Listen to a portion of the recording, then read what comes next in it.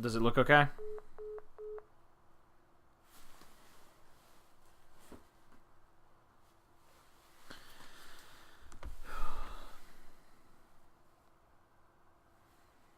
Alright, I'm going to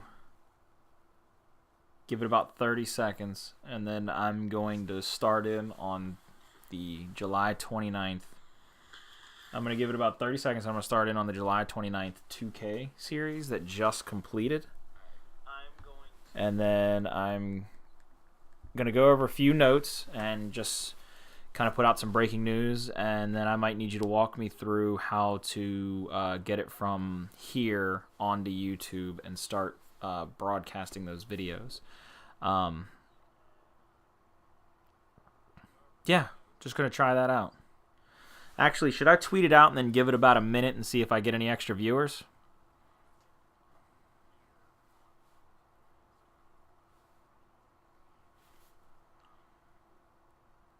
Alright, I'm going to tweet it out real quick and then see if I can get just any extra viewers whatsoever.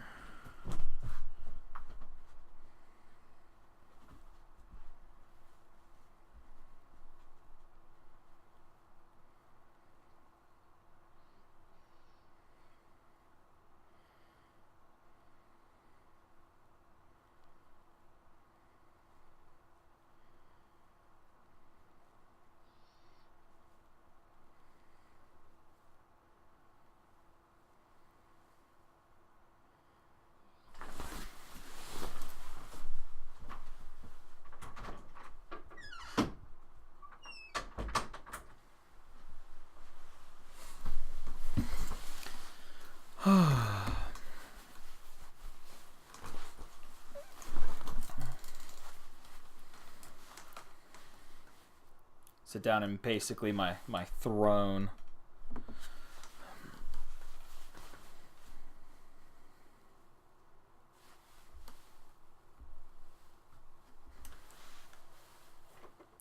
I wish I could get him to like chill out in here and not move whatsoever, and then just have him be the mascot.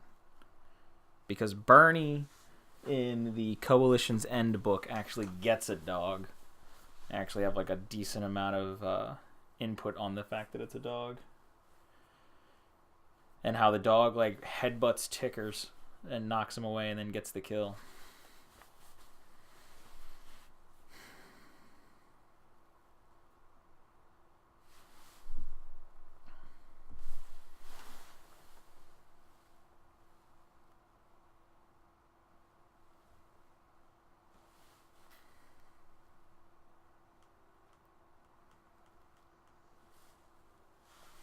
I hope I learned something, because right now I'm just ignorant.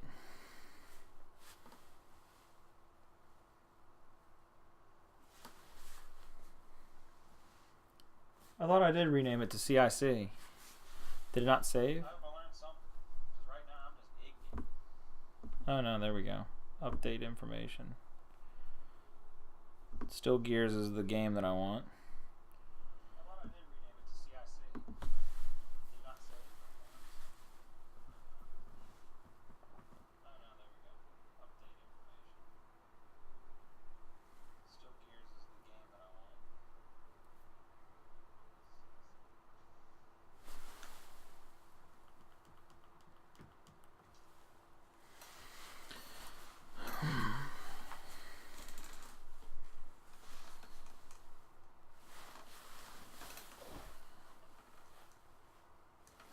Get that over on the corner.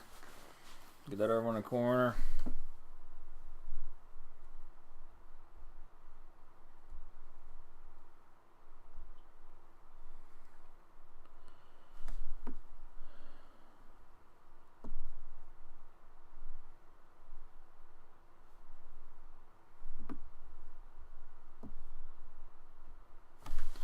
All right. I'm going to go ahead and start, because this is only the first one, and kind of get it out of the way, see how it does, and hopefully we can start making this into something that I do every week. I'll put it out, I'll tweet out the YouTube video, and hopefully we can get a little traction with this. But for right now, I'm going to start out with just a recap of this past week's 2K. On July 29th, we had a 2K that went as most NCAA tournaments go according to chalk, which means at the end of the day, the top 4 seeds ended up playing for the top 4 spots. You had the original game of Optic Gaming playing E United for their side of the bracket. E United coming in as the 4 seed overall, playing the number 1 seed overall, Optic Gaming. E United was soundly defeated in an easy 2-0 victory for Optic Gaming, and I believe that sounds good for Optic Gaming going into Wednesday's fight night, but I also believe that it was just them taking care of business as usual. On the other side of the bracket, we had Ghost Gaming and Echo Fox playing a best of 1 even though it was semifinals. Now, I know most people believe that when you get to semifinals to play for that top spot to play on Wednesday night for a showcase, you usually go to a best of 3. Due to time constraints, is what I have been told, they only played a best of 1 series, which Echo Fox came out on top of. Which means going into Wednesday's fight night, you will have Optic Gaming and Echo Fox. A rematch from New Orleans, but not a rematch of the first 2K post New Orleans Gears of War Pro Circuit. I'd love to see Echo Fox put up a better fight here in this fight night than last week Ghost Gaming did. Though Ghost Gaming took plenty of rounds off of Optic Gaming, I would love to see this rivalry become deeper and better, especially for our scene. Also this week, we have the return of Kenny Bounce to Echo Fox. Echo Fox last week played with a sub, which was Demo Bounce, the captain of the Gosu crew, who subbed in, and they then got beaten soundly in the round going into the top 4. What I would like to say, though, is I think that Echo Fox, with this roster, the more that they compete, the better they become gelled and meshed-wise. They are going to be able to beat Optic Gaming. They have the world champions. They have the know-how to do it. It's just having to avoid certain maps. You can't play Optic on Reclaimed. They're too sound at that map. They win the bowl fight, I believe, somewhat above 80% of the time, and it's just almost an unfair puncher's battle when you're in that close range of a battle. I'd love to see Echo Fox use their map pick and ban side to try to get something like Impact or Harbor into the rotation against a team like Optic Gaming, a map that they might not play as much, but I think we're going to still see the 2 staple maps for them. We're going to see Foundation, and we're going to see Forge Blitz. I don't have any doubt about that come Wednesday night. My prediction for Fight Night, though, it'll be a 2-1 map series. Optic Gaming will come out on top, but it will be much harder fought this time than it was in New Orleans. Even though Echo Fox took map number 2 from them with 7 straight rounds, I see Echo Fox going into this with a puncher's mentality and putting it all on the line. Plus, we all know online can get a little screwy from here and there. But now to take a look at some of the negatives from this week's 2K. Ghost Gaming, a little bit of a struggle for them with their full roster losing to Echo Fox in that best of 1. It seems like Ghost Gaming is having some trouble finding a lot of their footing sometimes. Once they get the momentum, it's hard to take it away from them, but until they get that momentum, they are really in a struggle to find their footing. I love the addition of Identives. I still believe that is the best pickup any team could make this season outside of a few other notable team changes. Of course, Praise Solars comes to mind. Kenny Icy comes to mind. But a single player transaction, Identives was the man. He brings a passion and a pride to that team that nobody else in the scene can bring to a single team. He also has a skill level that is undoubtedly on his own. I worry about the maturity of that team in some instances, though. I believe that sometimes their hotheads can overtake their mentality, and they end up not completing the task, winning rounds that they should. But Sleepy Time showed us in New Orleans, and I believe a lot rests on his shoulders. Sleepy Time has to take control of this team at points, put it on his back, and make sure that everybody else is on the same page. When they're all reading from the same book, they're on fire and they're almost unstoppable.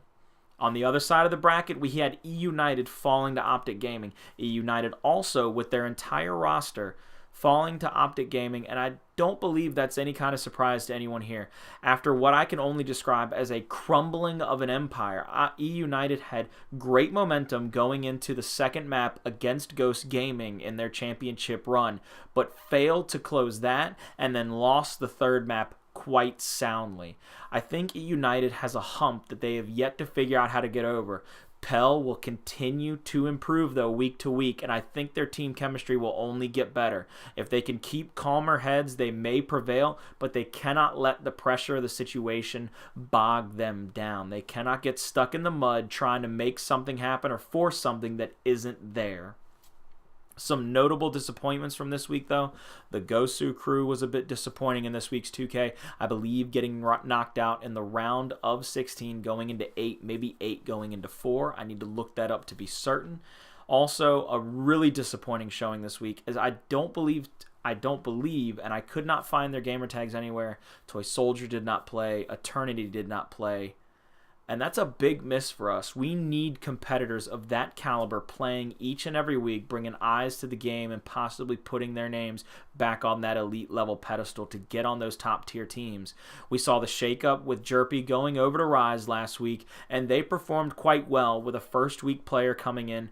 Jerpy playing well, but still trying to figure out a lot of his chemistry issues with the rest of the team, because you cannot have a player step into a brand new system with 4 other guys and immediately have the same level of chemistry he may have with somebody he's played with much longer. But I do believe Rise is just that. It is on the rise to do way better at San Diego and not let their fans down. We also saw today in breaking news the end of Verticon. Yes, as they dropped one player and picked up Crushmo after New Orleans, Verticon today on Twitter, 3 members have already declared that they are free agents, with Yogurt, Crushmo, and Strafey all saying that they were free agents and looking for a new home. It is one of those things where you have a team that competed well and did quite well against some of the top tier talent. They performed well against Echo Fox. They beat Optic Mexico, but they ended up losing to Elevate. And what I would like to see out of them is for those players not to have broken up. But if that is the path they have chosen, I need to see them get together with other high caliber players and stay together.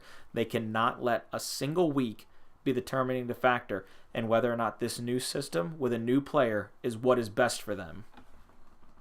I would also like to point out that when you have these kinds of shakeups this far away from an event, it still gives time for teams to form and teams to actually come together and develop the chemistry they need. They're going to need a lot of scrims, a lot of practice, and you need people to actually do their job, watch video on demand, take notes, and practice smarter, not harder.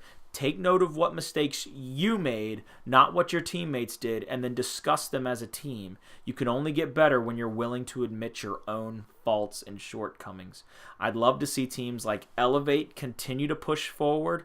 I know Nimbus played on a different couple of 2K teams. They did not come together as a full squad this past week, but I'd love for them to stay together. I think they would only be good. Over on the European Union side, we had a few members of Lucent Gaming move over to a team with Jack Reaction, which can only make Jack's situation better. Lucent, a team that came out of nowhere from open bracket play to make it into pools and made a lot of noise for us.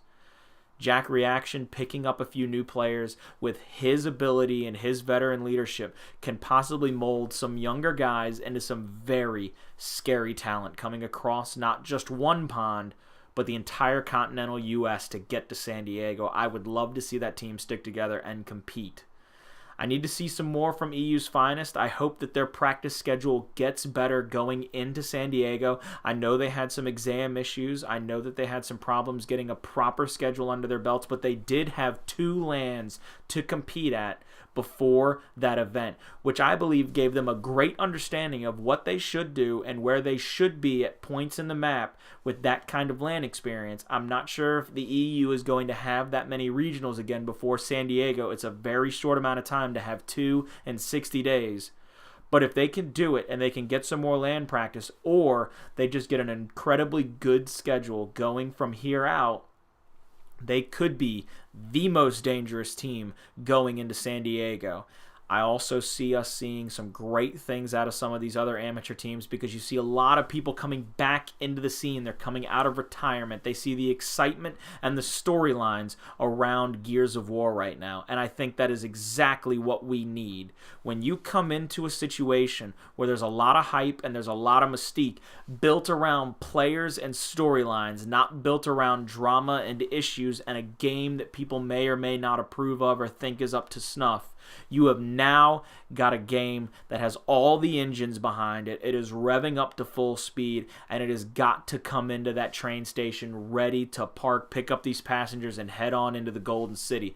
These players have got to get back into the game, learn a brand new system with 2.8 being the new competitive scene, and I'm telling you right now, it's the best competitive settings I believe we've had this entire game, and I think they're getting it right finally. We're going to see that adjust the level of gameplay, see a little more strafe action, see people be able to manipulate situations better suited to help their play style and not force everybody into a funnel. Now, forcing everybody into a funnel made for some interesting hype plays and made for some interesting hyper bounces, but right now, having to touch those walls, having to take those covers, being able to strafe a little bit quicker has really brought to heart the level of teamwork, the level of Lancer fire, the level of communication has all come to the forefront, and I can't wait to see how these players continue to adjust to it.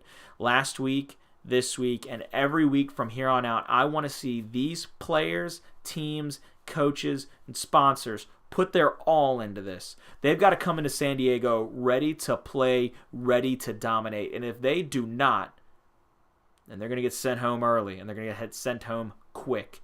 Teams like Optic, teams like Echo, teams like E United, teams like Ghost are not playing anymore. EU's finest is no longer going under the radar. They're going to get every single team's best shot. Coming out of Mexico, Optic Mexico, if they continue to stay under that banner, is going to get every team's best shot. When you come to NA and you're having to play the caliber of teams that you are here, they aren't 22s. You play these caliber of teams, they're shooting a 357 Dirty Harry 44 Magnum at your face, and there's nothing you can do about it. They do not hold back. They do not pull punches. They come for the throat every time. Arodi and Solars, praised. Solars, great pickup for Optic Gaming. World champions once again.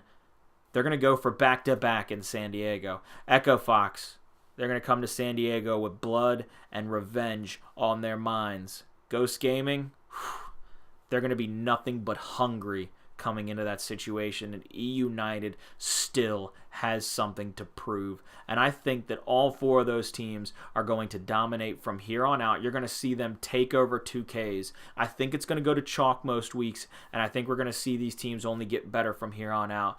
And come fight night, I don't know who our featured match is yet. I do not know who the preview or the feature match or who they may be getting from across the pond or the Latin America scene, but we do know that it is Echo Fox playing Optic Gaming in our premier Fight Night heavyweight bout. I'm calling it again to close out the video or close out this segment. Optic Gaming wins 2-1. But it is a puncher's brawl. It is what you want to see each and every time you tune into Gears of War. They are going to be slugging it out. They play faster and they play harder than every other team. And every other team is playing catch-up to those two right now. I believe they're the top tier. They're a little bit of head and shoulders above everybody else. And I think that's what we're going to see happen yet again on Wednesday with Fight Night, with Veli, with Guy Blaze. They always do a great job casting and commentating. I can't wait to see it. If my chat has any questions, anything they'd like me to go over, I'll be more than happy to discuss what I know or what I can possibly fathom about the scene right now and where we are going forward.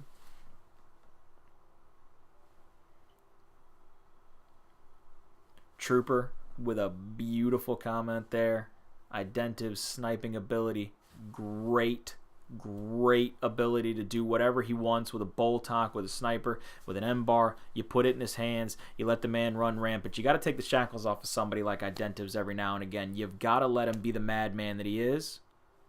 Coming in from Magic MD, if you want to know what happened with Verticon, I think Verticon is a classic case of 5 big personalities not coexisting. when you got a team like Verticon with guys like Noxious, guys like Yogurt, former world champions, they're going to want the best out of everybody every single map.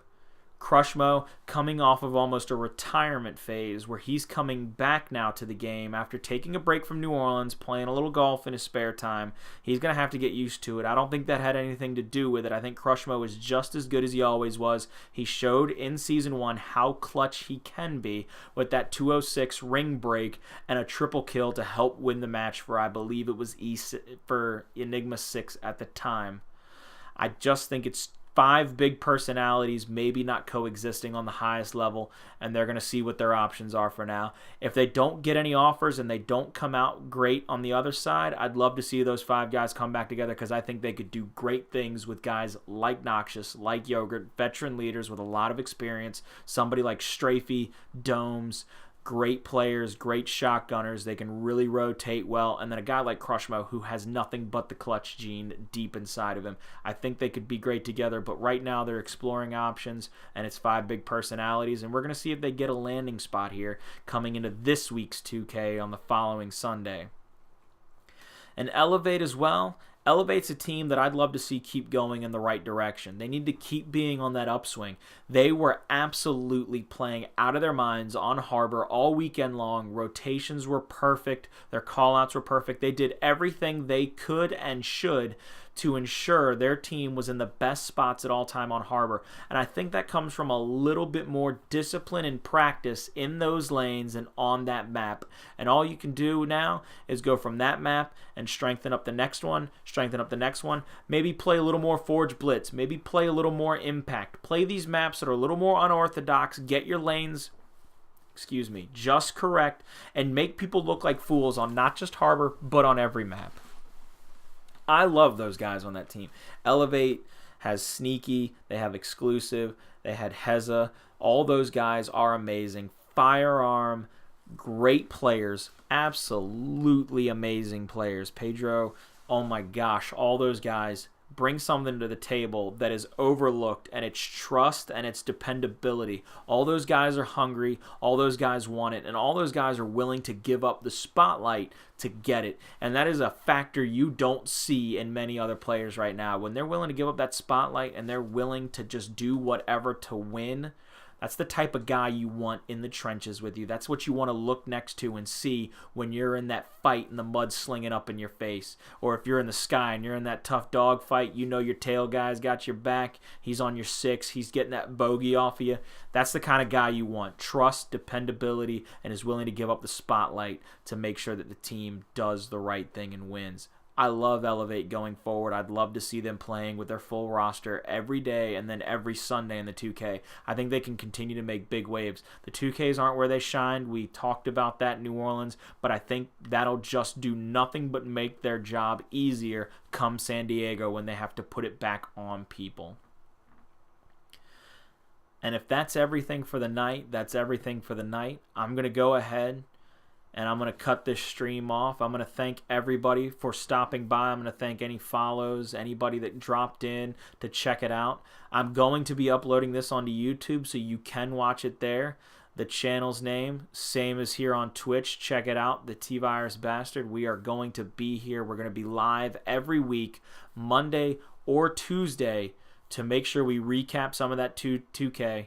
Get some predictions, and talk about the general scene of Gears of War competitive, because it's the scene I love and it's the scene I'm here to be in. I hope all of you have an amazing evening. I hope everybody has a great dinner, great breakfast wherever you are in the world right now, and I hope you get a good night's sleep, because the war is only beginning, ladies and gentlemen. San Diego, less than 60 days away from us. You better reload, get that active ready, because we're coming at you hard and fast. We're coming to San Diego, and we're going to bring even more hype than we did in New Orleans.